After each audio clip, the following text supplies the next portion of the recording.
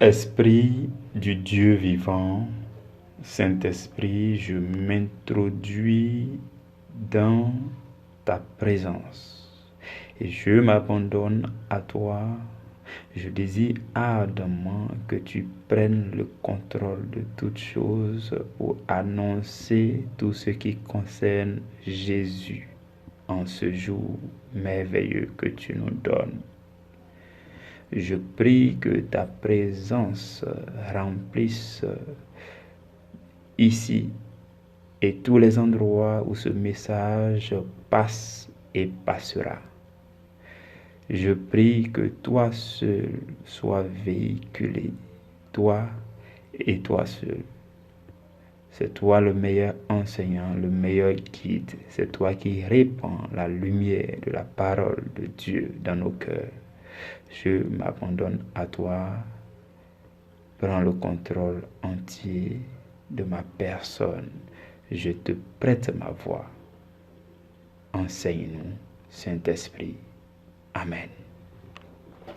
Frères et sœurs dans le Seigneur, nous prenons nos Bibles et nous lisons dans Hébreux chapitre 11, verset 30.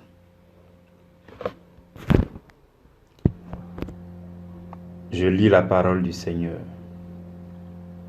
C'est par la foi que les murailles de Jéricho tombèrent après qu'on en eut fait le tour pendant 7 jours.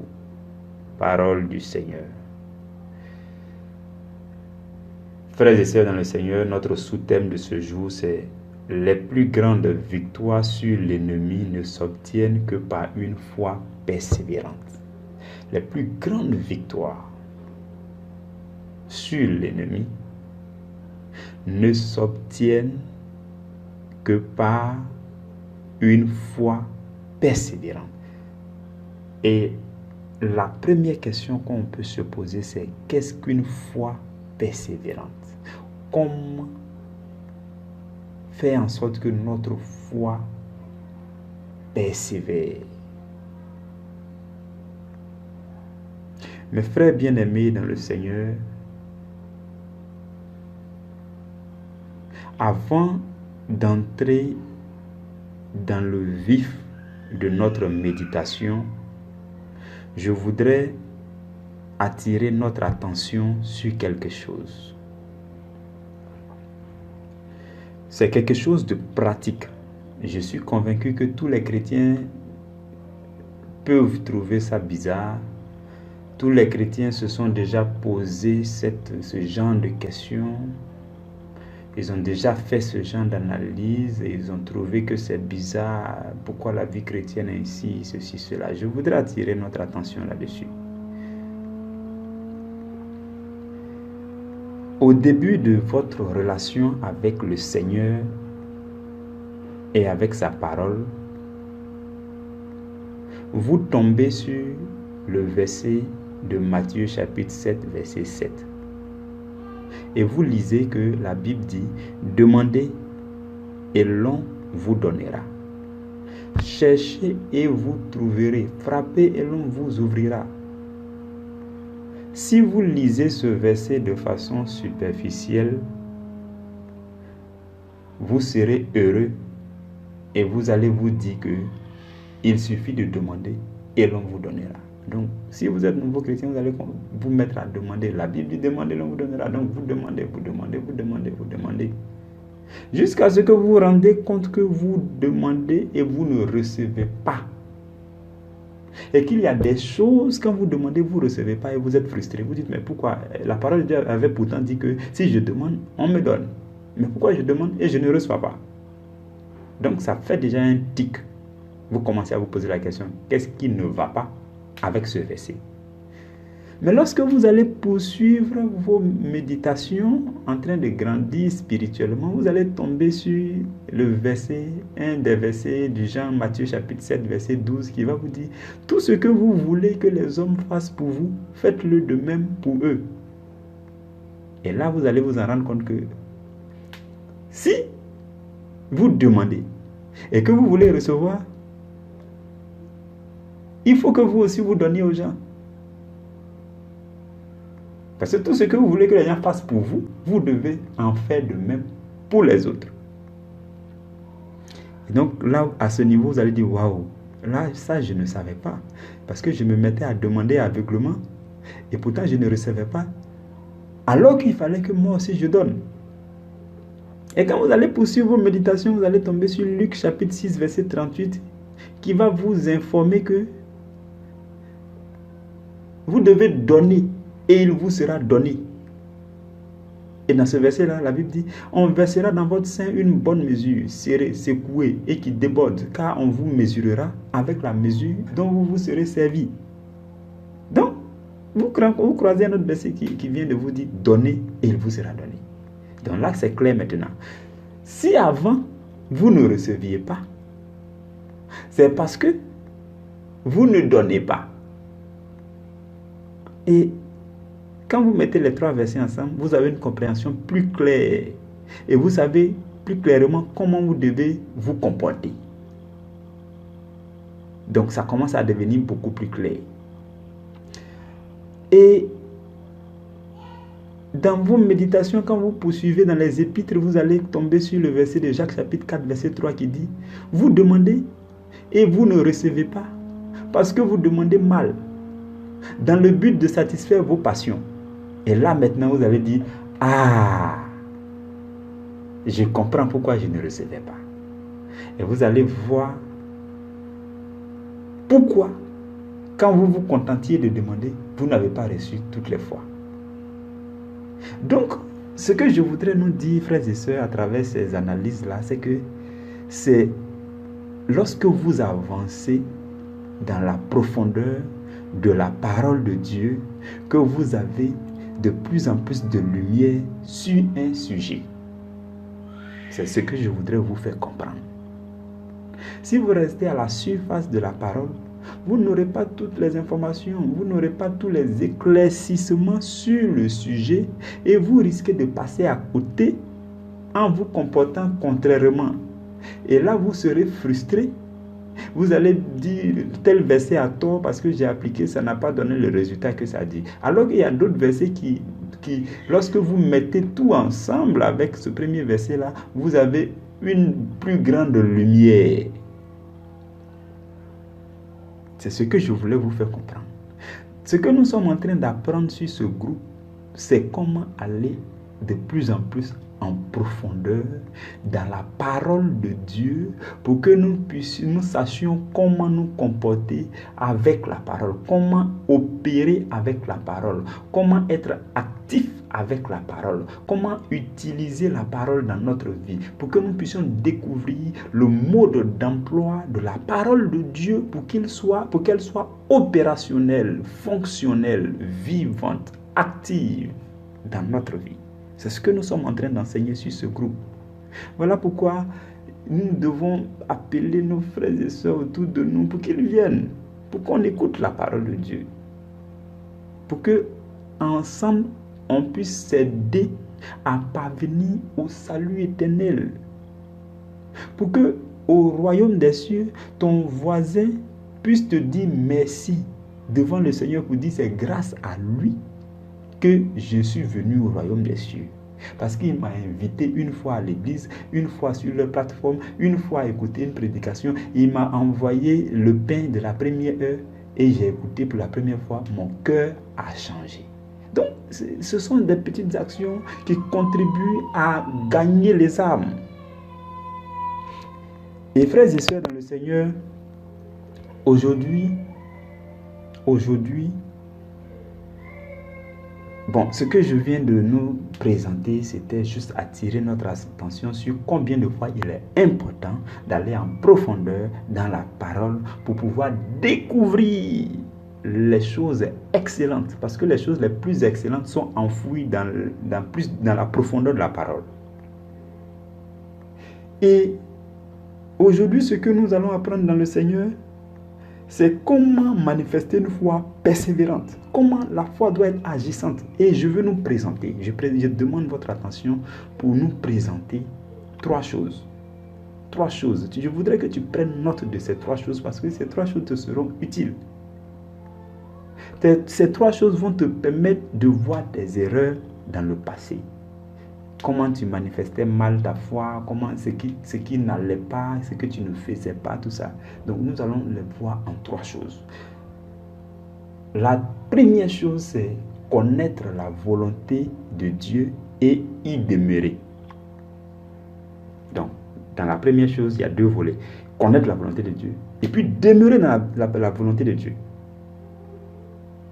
Si vous voulez que votre foi soit efficace, vous devez connaître la volonté de Dieu. Parce que tout ce que vous demandez à Dieu et qui ne s'appuie pas sur la parole de Dieu, ça n'intéresse pas Dieu. Toutes vos prières que vous ferez en longueur de journée, si cette prière ne prend pas son fondement dans la parole de Dieu, ça n'intéresse pas Dieu. C'est des paroles en l'air. C'est zéro. Par contre, lorsque vous connaissez la volonté de Dieu, vous vous exprimez selon la volonté de Dieu, vous priez selon la volonté de Dieu, et Dieu est toujours attentionné par tout ce qui concerne sa parole. Dans Jean chapitre 14, verset 23, Jésus dit à ses disciples, il dit, si quelqu'un m'aime, aujourd'hui vous et moi nous disons que nous aimons Jésus.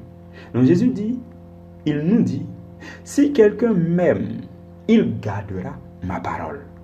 Vous voyez, qu'est-ce que on fait? On garde sa parole. Et qui est concerné? Celui qui l'aime. Donc si quelqu'un aime Jésus, il gardera sa parole. Il dit, si quelqu'un m'aime, il gardera ma parole et mon Père l'aimera. Nous viendrons à lui et nous ferons notre demeure chez lui. Donc, si vous aimez Jésus, que vous gardez la parole de Dieu qui contient la volonté de Dieu, Dieu et Jésus viennent habiter en vous. Et s'ils habitent en vous, ça veut dire que celui même que vous cherchez sa volonté là, il est déjà là. Donc, vous allez vous exprimer selon lui.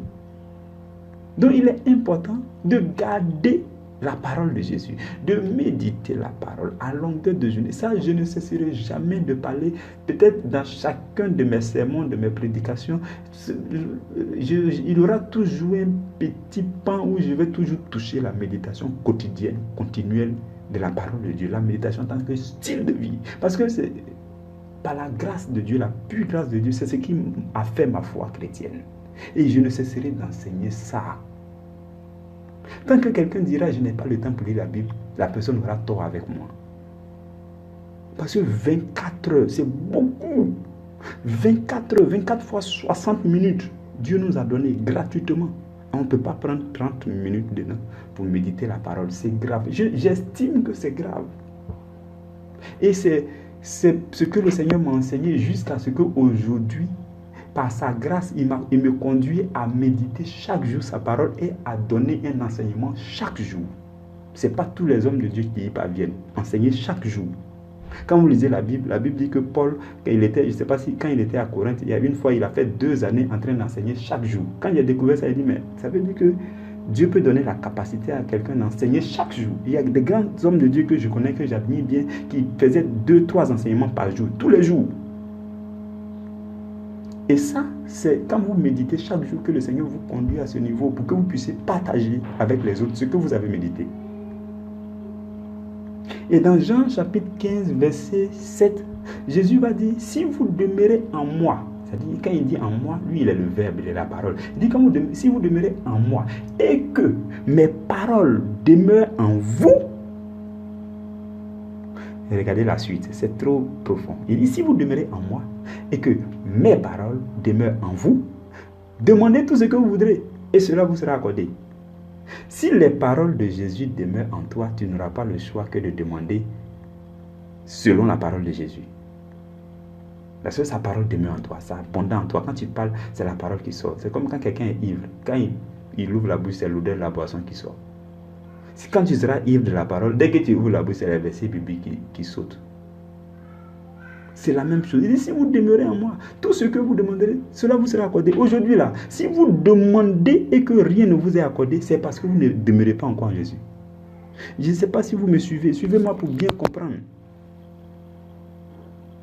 Si vous demandez et que vous ne recevez pas, C'est parce que vous demandez mal. Parce que demander bien signifie demander sur la base de la parole de Jésus.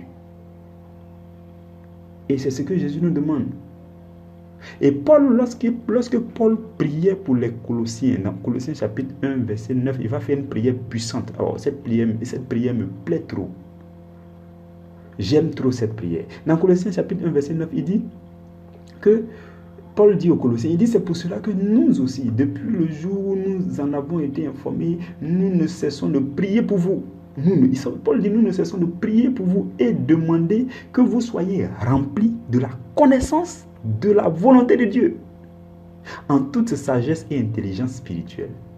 Oh, c'est trop profond ce verset-là. Il dit, Paul demande à Dieu que nous soyons remplis de la connaissance de la volonté de Dieu. Donc, ce que nous avons à faire, c'est de chercher à connaître la volonté de Dieu et à demeurer dans la volonté de Dieu. Être rempli de la connaissance de la volonté de Dieu. Si vous connaissez la volonté de Dieu, oh, mais c'est tout roule pour vous. Que vous soyez remplis de la connaissance, de la volonté de Dieu en toute sagesse et intelligence spirituelle, frères et sœurs dans le Seigneur. Parce que tu es connecté, que tu es en train d'écouter, permets-moi de prophétiser sur ta vie pour te dire que tu ne quitteras pas cette terre avant que tu ne sois rempli de la connaissance de la volonté de Dieu. La volonté de Dieu sera surchargée dans ton cœur. Tu vas aimer, tu es condamné à aimer la méditation de la parole, à aimer Dieu, à aimer sa parole, à garder sa parole parce que tu écoutes cette prédication. Je prophétise cela sur ta vie au nom de Jésus.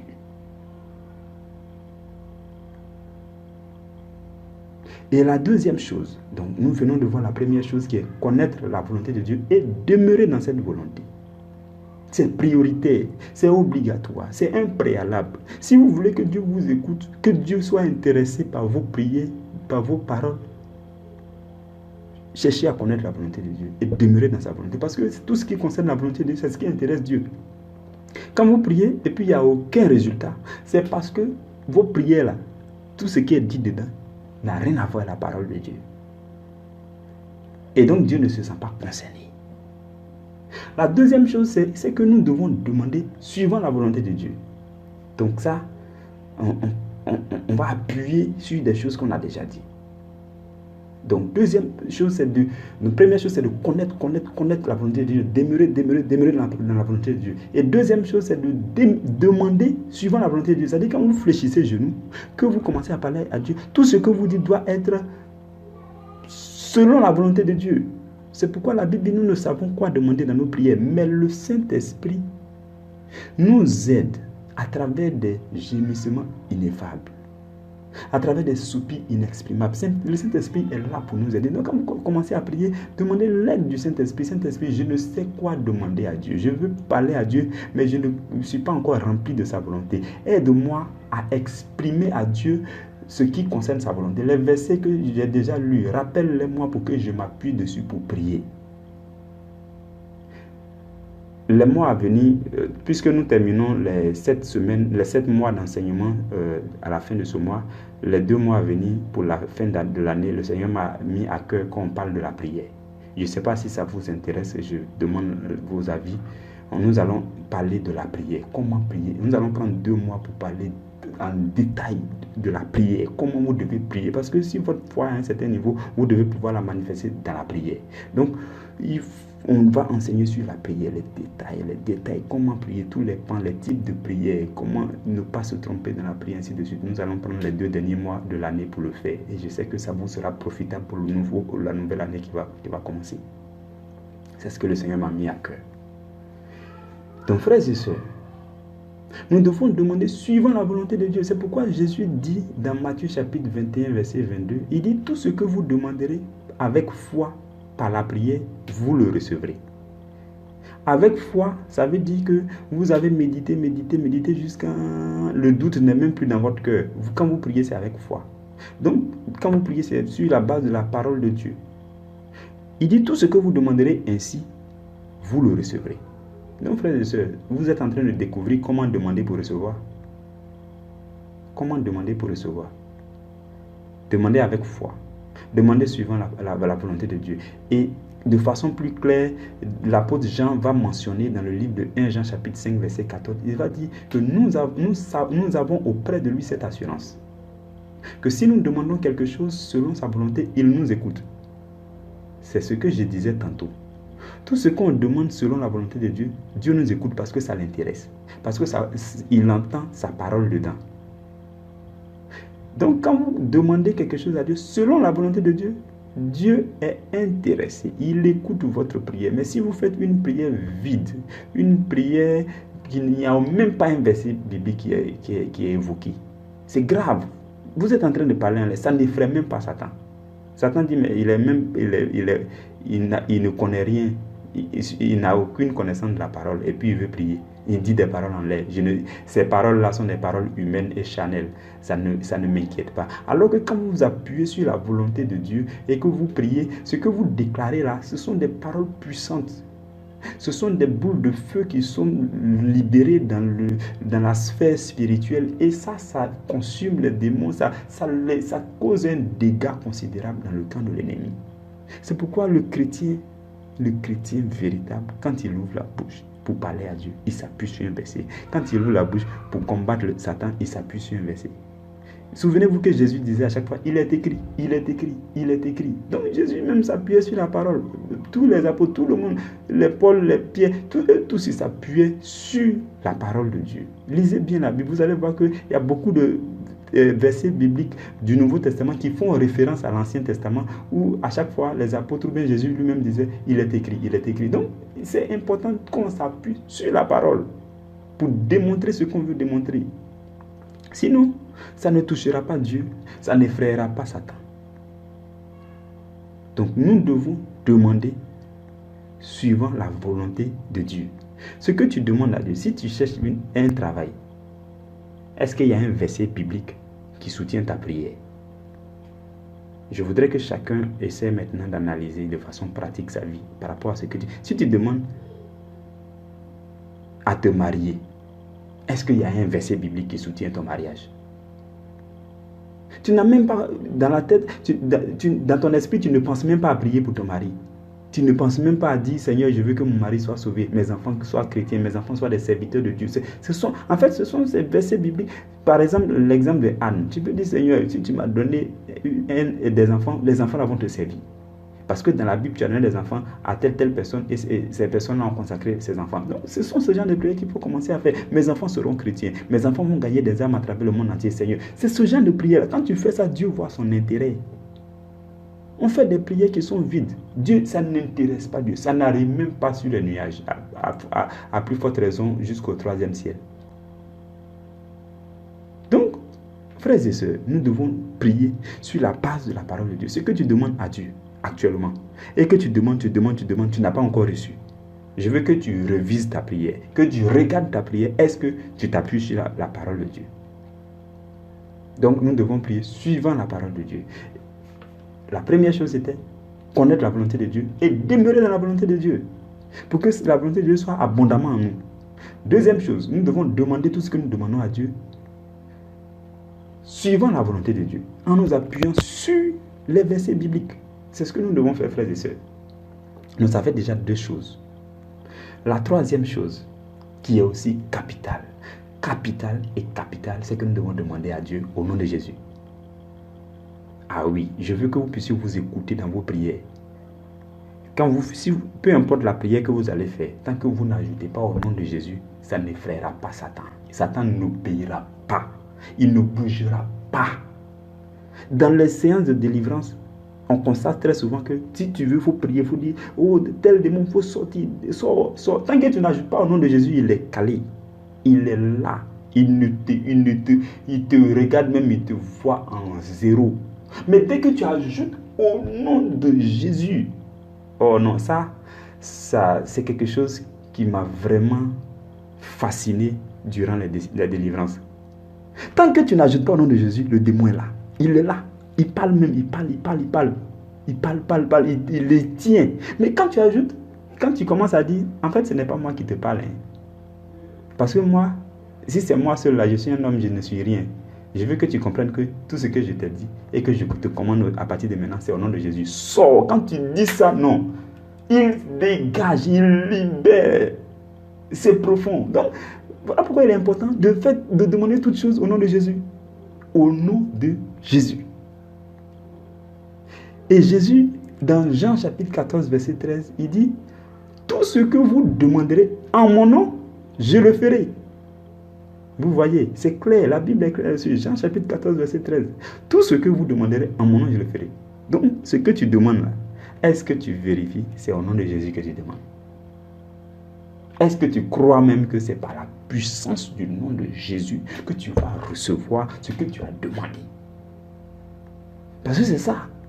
Quand tu dis au nom, Jésus avant de monter au ciel, il a dit à ses disciples, allez, dans Marc chapitre 16, il dit, en mon nom, vous chasserez les démons. Et puis il dit, voici les signes qui accompagneront ceux qui auront cru. En mon nom, ils chasseront les démons. Ils imposeront les mains aux malades et les malades seront guéris. En mon nom, ils feront ceci, ils feront cela. Donc c'est au nom de Jésus. Notre mission sur la terre, c'est au nom de Jésus. Vous ne pouvez pas faire votre mission en tant que chrétien au nom de quelqu'un d'autre. C'est pourquoi dans le livre des Actes, il est dit, il n'y a aucun nom qui a été donné par lequel les hommes doivent être sauvés, si ce n'est pas le nom de Jésus. Le seul nom qui a été donné et qui contient la plus grande puissance. La puissance du Dieu créateur, c'est le nom de Jésus. La puissance qui est dans le nom de Jésus est équivalent à la puissance que Jésus lui-même manifeste. Le nom de Jésus. Donc tout ce que vous demandez, veillez à ce que ce soit au nom de Jésus. Vous dites au nom de Jésus, je demande ça. Au nom de Jésus, je fais ceci. Au nom de Jésus. C'est pourquoi hier ou avant-hier, je vous ai donné cette belle astuce, cette belle révélation que le Seigneur m'a donnée. Tout ce que vous faites, que ce soit en œuvre ou en parole, faites-le au nom de Jésus.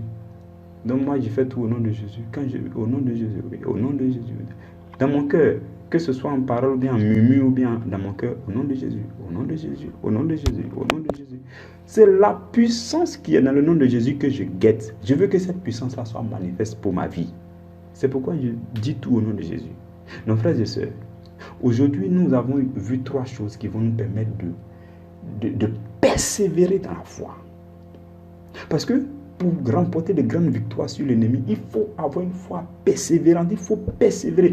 Persévérer dans la foi signifie demeurer dans la parole, connaître la parole, méditer sans cesse la parole, chercher la volonté de Dieu qui est contenue dans sa parole avec persévérance chaque jour, que rien ne vous empêche de méditer au moins un chapitre par jour. Au moins un chapitre. Puisque rien ne nous empêche de prendre au moins un plat de nourriture par jour. De la même façon, rien ne doit nous empêcher de prendre au moins un chapitre par jour parce que c'est de la nourriture spirituelle. C'est cela, frères et sœurs. Donc, première chose, nous devons demeurer dans la parole. Demeurer dans la parole de Dieu. Connaître la volonté, être rempli de la connaissance de la volonté de Dieu en toute sagesse et intelligence spirituelle. Demeurer dans sa parole. Gardez la parole de Jésus parce que nous disons que nous aimons Jésus. Et la deuxième chose, c'est demander toutes choses suivant la volonté de Dieu. Si nous sommes remplis de la volonté de Dieu, nous n'avons pas le choix que de faire sortir la volonté de Dieu parce que c'est de l'abondance du cœur que la bouche parle. Donc si votre cœur est abondamment rempli de la volonté de Dieu, votre bouche ne parlera que selon la volonté de Dieu. Donc demandez tout ce que nous demandons à Dieu suivant sa volonté. Quand vous devez faire une prière, quand vous avez un besoin, essayez d'abord d'identifier dans la Bible c'est quel verset qui va vous soutenir dans votre prière. Avant d'aller prier. Aujourd'hui, on se lève, on commence à prier. C'est grave. Et quand on commence à prier, on dit des paroles. C'est pourquoi Jésus dit, c'est dans ce sens que Jésus dit, les gens croient que c'est à force de paroles qu'ils seront exaucés. Ces gens, quand ils prient longuement, longtemps, à dire des choses vides et des choses creuses qui seront exaucées. Non, mais tu peux prier longuement, mais il faut que tu sois efficace. Si tu peux prier 1 heure, 2 heures, mais il faut que chaque instant de ta prière, tu t'appuies sur des versets bibliques pour exprimer ta prière, pour demander à Dieu. En ce moment, tu ne fais pas partie de ceux qui rabâchent, de ceux qui disent des choses en l'air. Parce que tout ce que tu dis, tu t'appuies sur la parole. Donc tout ce que tu demandes, peu importe ce que tu demandes à Dieu, trouve un verset biblique qui te soutient. Trouve un verset biblique qui va te soutenir. Là, quand tu es devant Dieu, tu dis, Seigneur, c'est ce verset-là qui me permet de te prier. Donc, je ne sais pas qu'est-ce que tu demandes. Peut-être tu demandes l'argent. C'est la chose la plus facile à demander. Peut-être tu demandes la santé. Peut-être tu demandes une voiture. Peut-être tu demandes un transport, un travail. Peut-être tu demandes un voyage. Peut-être tu demandes un mariage. Peut-être tu demandes un enfant. Je ne sais pas ce que tu demandes. Mais, peu importe ce que tu demandes, il y a toujours un verset biblique pour te soutenir. Découvre ce verset. Cherche ce verset. Identifie ce verset. Prends ce verset. Attrape-le. Va devant le Seigneur. Brandis ce verset. Tu dis, Seigneur, c'est selon ce verset. Ce verset, c'est ta parole. C'est selon ce verset que je te demande ceci. Donne-moi ça. Et tu ajoutes, enfin, au nom de Jésus. C'est la troisième chose. Au nom de Jésus. Quand tu le fais, Jésus dit, tout ce que vous demanderez à mon nom, je le ferai. Et il dit, afin que le Père soit glorifié dans le Fils. Donc le Père cherche à être glorifié. Donc quand tu demandes quelque chose au nom du Fils, le Père, il est là, il exauce. Surtout si tu demandes suivant la volonté du Père. Ma prière, c'est que, frères et sœurs, la grâce de Dieu, l'onction de Dieu, la puissance que communique l'enseignement du Saint-Esprit te soit communiqué. La Bible dit que c'est l'onction qui nous enseigne, ce n'est pas les hommes. La Bible dit que nous ne pouvons plus nous enseigner entre nous, mais c'est l'onction qui nous enseigne.